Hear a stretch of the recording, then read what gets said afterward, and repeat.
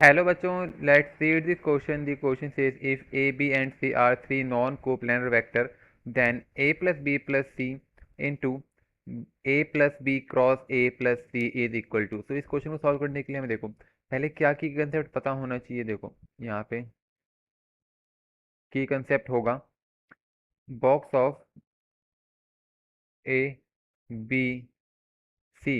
ये क्या होगा A dot B cross C. तो ये होगा ये किसके इक्वल होगा। यहाँ से इसको हम ऐसे भी लिख सकते हैं बी सी और ए।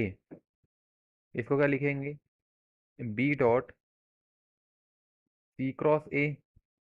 सिमिलरली ये इसके भी इक्वल होगा यहाँ पे सी ए बी। इसका कहने का मतलब यहाँ पे हमें ये साइक्लिक प्रोसेस में चलना है। जैसे ए के बाद बी आता है, बी के बाद सी आता है, उस हिसाब से इसको हमको करना है C dot A cross B. तो ये की कंसेप्ट का यूज़ करेंगे इस क्वेश्चन को हम सॉल्व करने के लिए। और डॉट क्रॉस करना तो आपको बेसिक फॉर्मूला बता देता हूँ। यहाँ पे क्या होगा वो क्वेश्चन के अंदर देखते हैं चलो।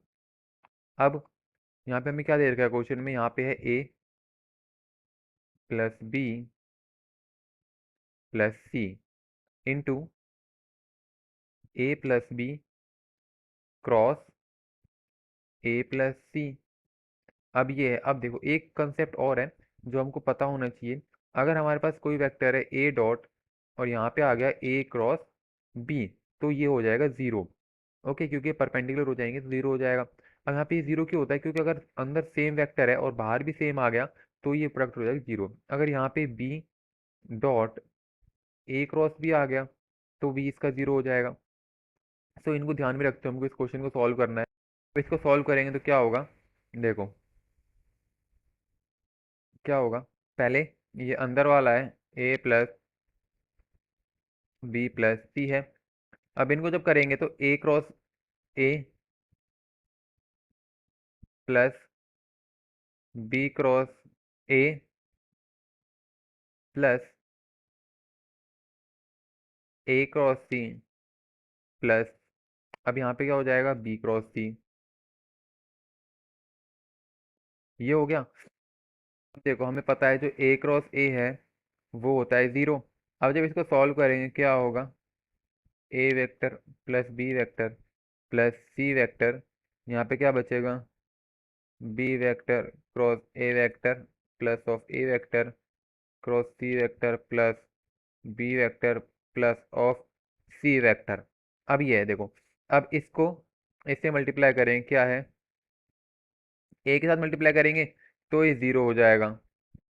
ये जीरो हो जाएगा क्योंकि मैंने अभी आपके कंसेप्ट के अंदर देखा हमने अगर कोई भी सेम से मल्टीप्लाई होगा तो वो जीरो हो जाएगा। तो ए वेक्टर को जब इससे मल्टीप्लाई करेंगे जीरो, बी से करेंगे तो भी जीरो।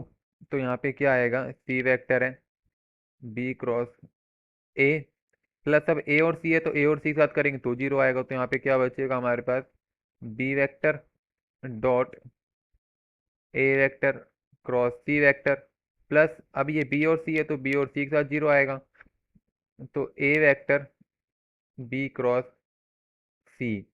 ओके, सो अब ये है।